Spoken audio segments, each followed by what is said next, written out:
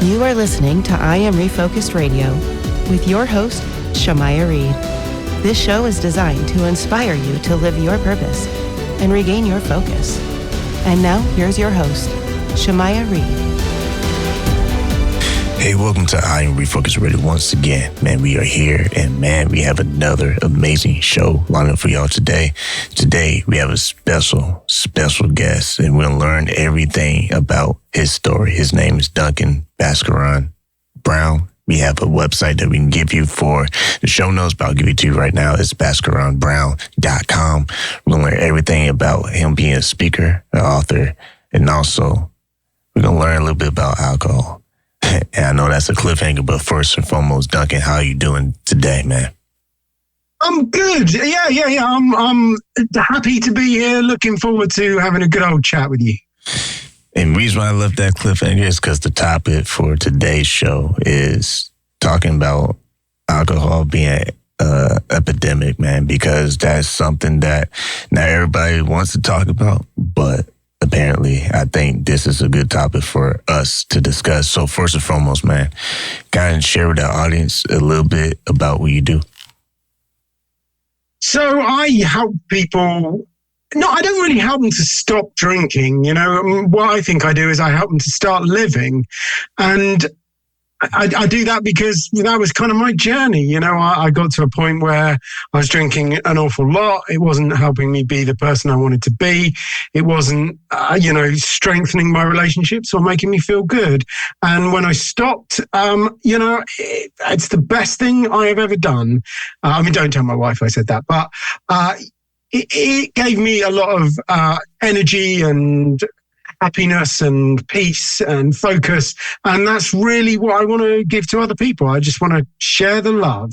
And you have a couple books that our audience can check out. You have one, Real Men Quit, and also Get Over Indulgence. So when it comes to tackling the issue, why do you think alcohol can be a problem for some? Because obviously every situation can be a different story. But in general terms, based on your own experience, what do you think causes the issue, and how can we see some signs? So that is a really, really interesting question, and one that, to give you a proper and full answer would probably take a couple of hours. I mean, it's a very complicated interaction of a lot of things. You know, as with anything, there's a bit of genetics in there, but there's also a lot about how you grew up, the community that you grew up in, but also what happened to you when you were growing up. One of the things that we see very much associated with people who drink a lot, it's often down to dysfunction or difficulties during the time when they were growing up or during their adult life. Some people would choose to describe that as trauma. Personally, I wouldn't. I don't think my life has been what people would classically describe as traumatic at any point, but there's been a lot of difficulties and there's been a lot of dysfunction. And I learned early on, I guess, that the way to cope with that was to have a drink. So when difficult things happened to me in my adult life, I just turned to the bottle. And that is a great way of making those difficult things much, much worse.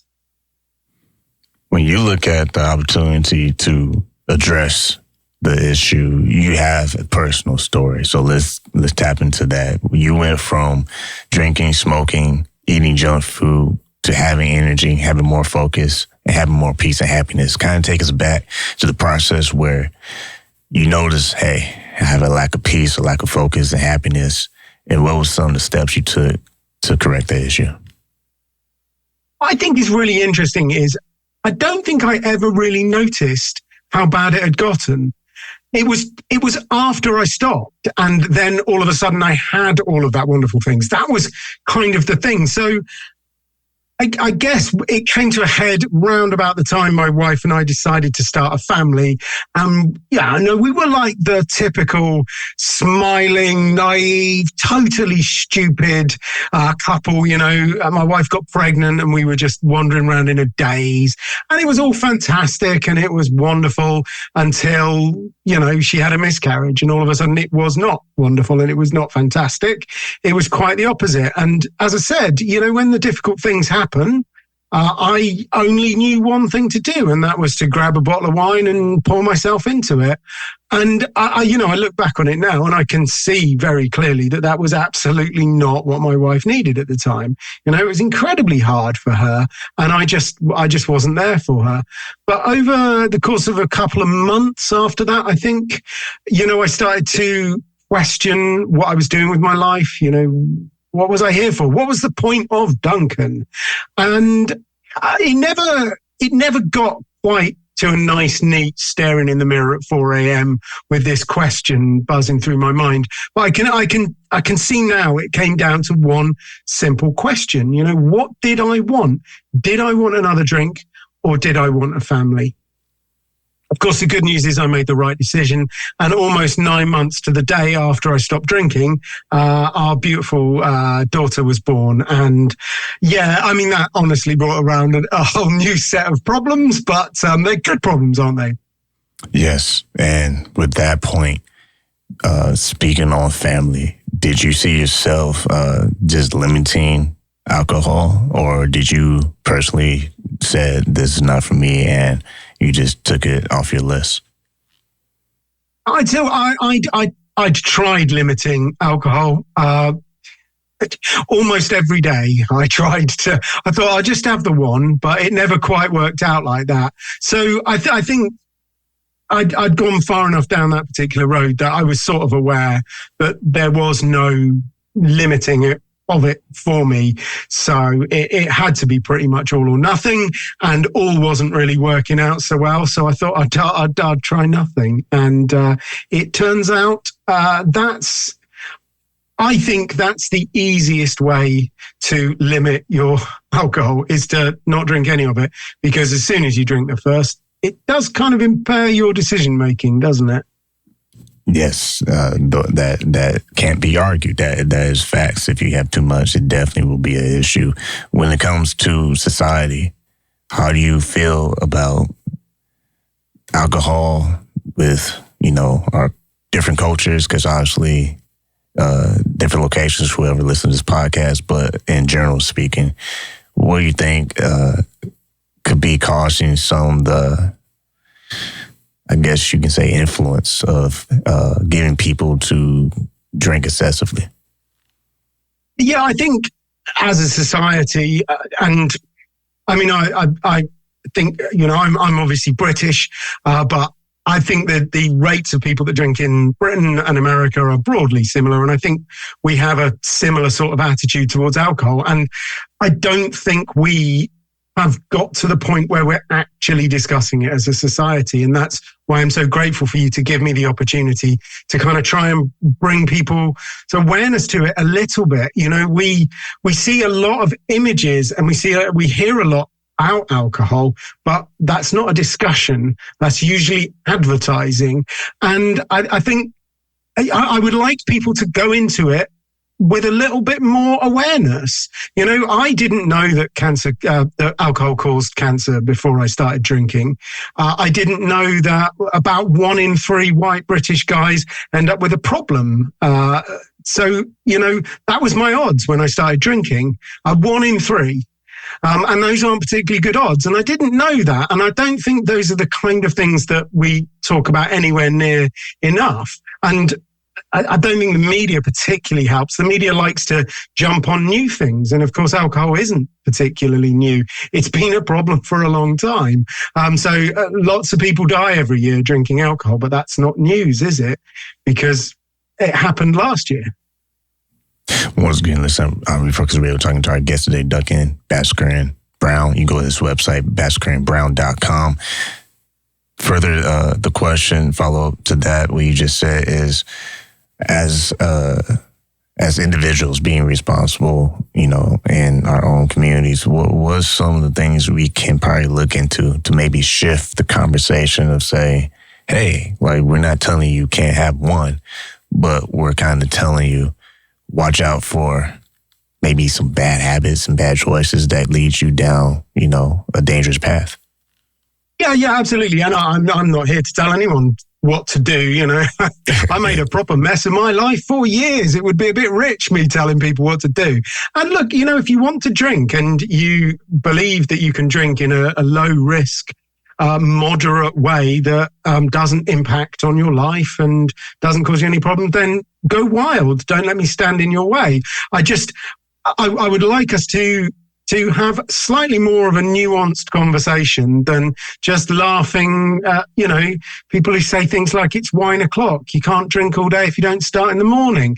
You know, you just go to the gift shop and look at the birthday cards. So many of them are basically saying, well, you know, birthday wishes, I hope you get falling down drunk on your birthday. And that's really, I don't think, a particularly appropriate message to send to the next generation. I don't think it's even a particularly good message to send to ourselves. So yeah, I think talking about it a bit more, becoming a bit more aware, becoming a bit more educated, and finding out what actual low risk drinking looks like.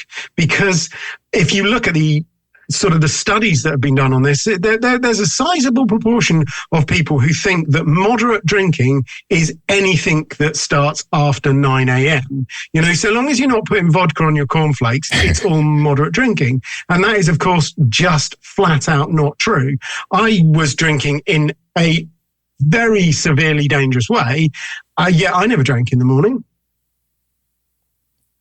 My next question will be, let's touch on the fact of the struggle, right? Let's go to the reality. So for those who could be struggling with alcohol addiction, that is a complete different situation than someone who just occasionally drinks.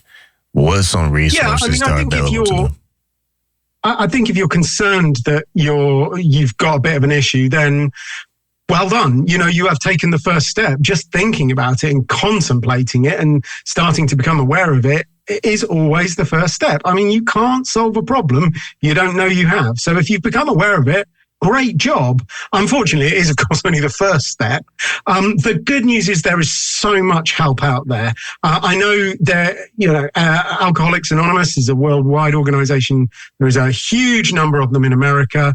And you know, there's some very good people who go to AA and they want to help you. There's also a lot of other recovery groups out there. There's places like Life Ring, like Smart Recovery, like Recovery Dharma. So, you know, if certain aspects of AA put you off, then there are other group programs out there. If a group program puts you off, you know, go and find a therapist or go and find a sober coach. There are a lot of them out there. You know, just go onto Facebook. There are about 1 million sober groups on Facebook. There are a lot of people talking about sobriety on Instagram. So there's a lot of information out there. I'm not saying it's all high quality, good stuff, but there is at least a lot of information and there's a lot of help and support. So if you want to make a start, you know, just you could do worse than jumping on Google and getting yourself a little bit more au fait with the options that are out there. But like I say, there are an awful lot of people out there that want to help you because we've been where you are and we know it wasn't very much fun and we've come out the other side and that is a lot of fun and we really want to share that joy with you.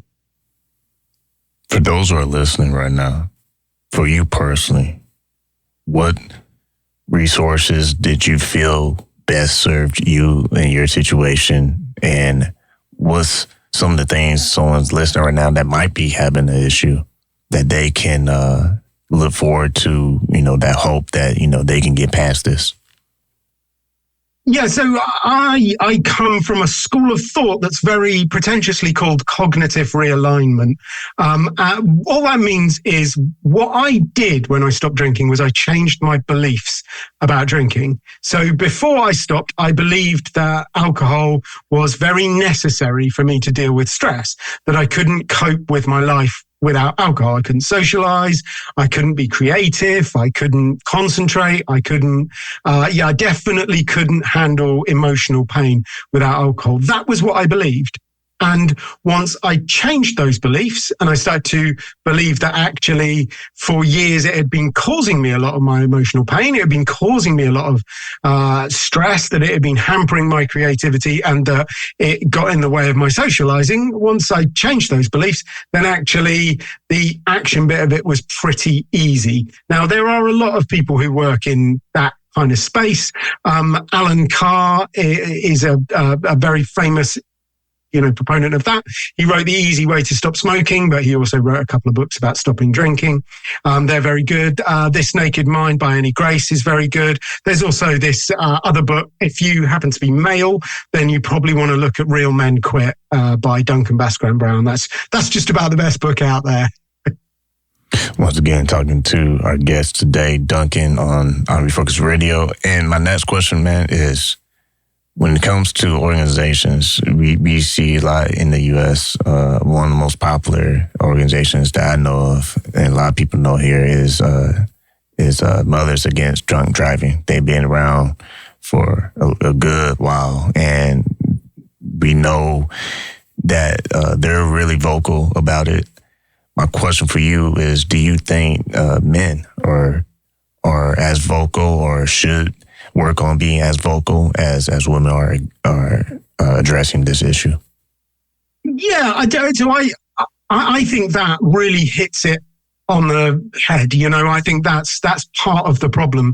If you actually look in the sort of sober space and you look at a lot of the influencers out there, many of them are women. Many of the best writers on sobriety and getting sober are women. And that's, I guess, slightly ironic because women are a lot less likely to have problem with alcohol. I mean, if you look at the statistics, the World Health Organization reckons just about 75% of all the alcohol served worldwide is served to men rather than women, which is why men have a 2 to 3 times greater chance of developing a problem with alcohol. So men have more of the problem, yet we're doing less about it. And, I guess most of your listeners know men are famously not that great at asking for help. And I love all of the women that are, out there doing fantastic work, but I don't think it necessarily resonates with a lot of guys. And they don't make jokes about the NFL very much. They don't talk about Star Wars. And that's why I think men, we need to stand up and we need to talk about it more and we need to be more vocal and we need to help each other. And, I think when you get really right down to it, there's a lot of similarities in the way everybody drinks, but actually, the way men talk about it is different. So I think we need to create a more focused kind of male culture around sobriety and, change it, because life does not have to be, drinking the beers in front of the sport. You can actually just enjoy the sport. You listen to our Refocus Radio. We're talking to our guest today, Duncan Bhaskaran Brown. You go to his website, bhaskaranbrown.com. Let's talk about events that you do, because you also not just do coaching, speaking, and author of multiple books, but you also have events that you have. Explain to our audience, what do they look like? Are they in person, virtual, and how can people learn more about being part of it? Yeah, so about once a month I run events. They're all online. They're all free.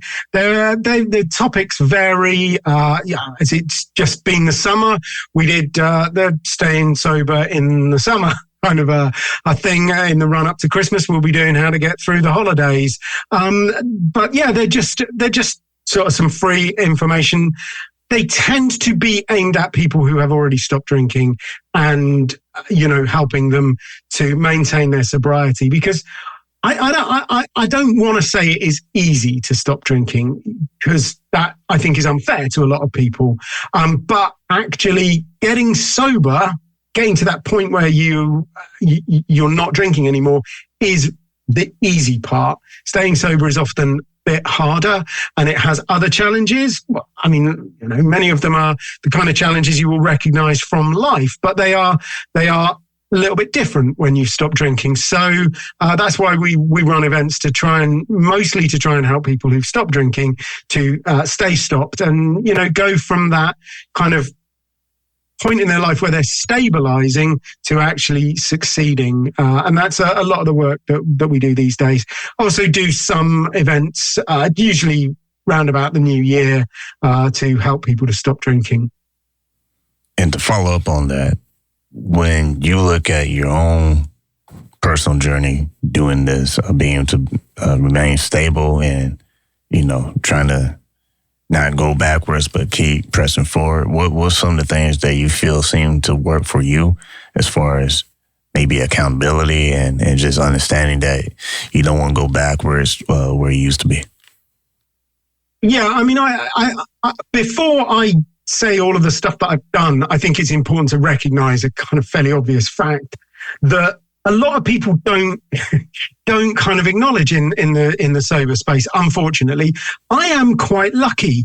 I didn't lose my job. I had a job. I didn't particularly like it, but it paid the bills. So I had financial security. I had managed to severely jeopardize my marriage, but my marriage came through it.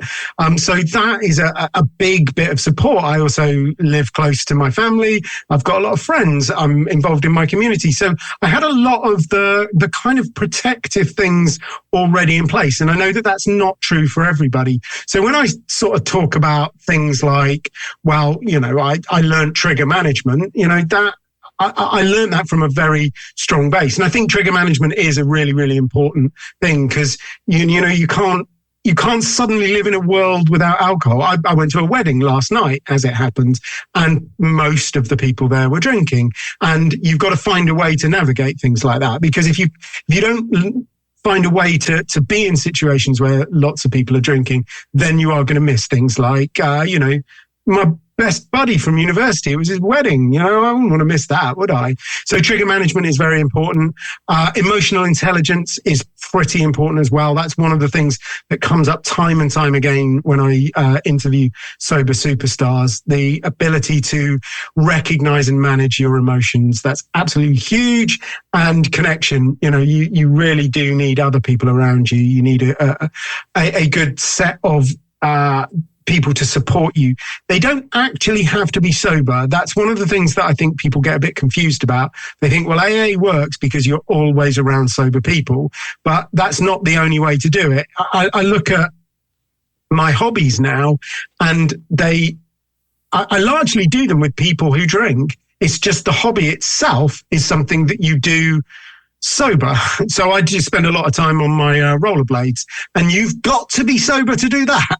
So that particular group of people, I don't know whether they drink or not, but they don't drink when we're doing the hobby. So I found a situation which I get a lot of support and help from, but not necessarily in a sober community. So those three things, I think, trigger management, emotional intelligence, and connection, are absolutely massive.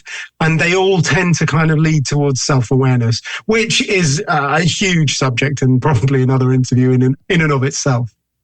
Yeah, self-awareness always pops up in interviews on this show. And I like that because my next question for you before we close is, I'm hearing from you is like being able to set boundaries for yourself, setting up situations for yourself where you can succeed and not fail. My last question for you is, when it comes to like peer pressure and just, well, hey, everyone's having fun right now. Why not you? What have you been able to do to keep yourself disciplined to say, no, I'm sticking to, what I'm deciding to do. And I'm not going to allow myself in a situation where I allow other people to press me for it. Yeah, again, that is a really great question. And I think for me, it was learning to say no to myself made it a lot easier to say no to the peer pressure.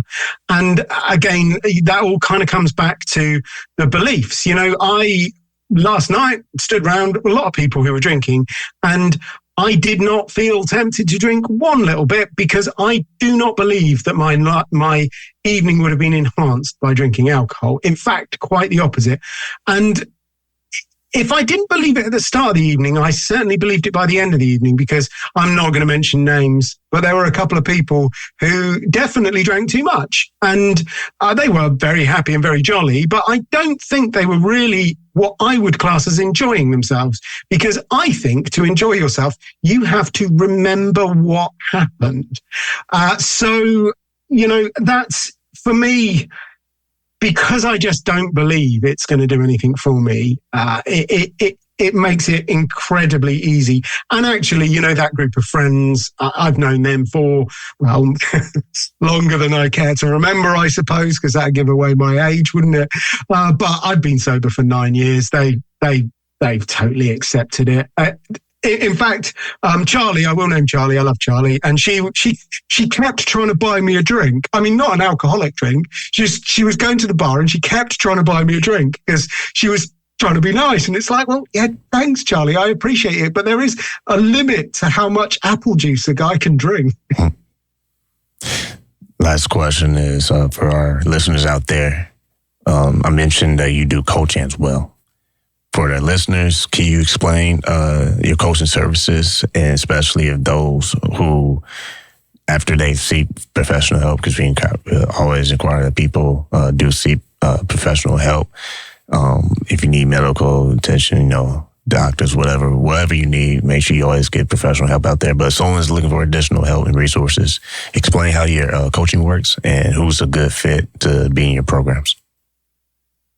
Yeah, so my coaching is all based around, well, surprisingly enough, beliefs.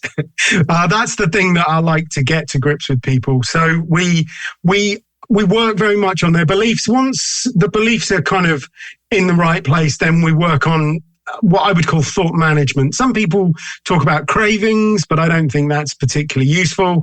Triggers, I suppose, is a better word. But at the end of the day, they're all thoughts, aren't they? So I help people to learn a pretty simple system that helps them interrupt the thought that says, let's have a drink. And once they've got the beliefs and the thoughts sorted out, then the behaviors, that really is the easy bit. So that's the kind of the philosophy of what I do. I do it mostly online, so it doesn't matter where you are in the world. I guess the kind of people that are a good fit, the first question is, do you find me funny or do you find me annoying? Because if you find me annoying, I'm probably not a very good fit. But if you're laughing at the jokes, then we'll definitely get on very well. I mostly work with professional people. They usually have a little bit of a creative bent to them. They usually have a little bit of a rebellious streak. And good shoes. You've got to have good shoes as well. That's important.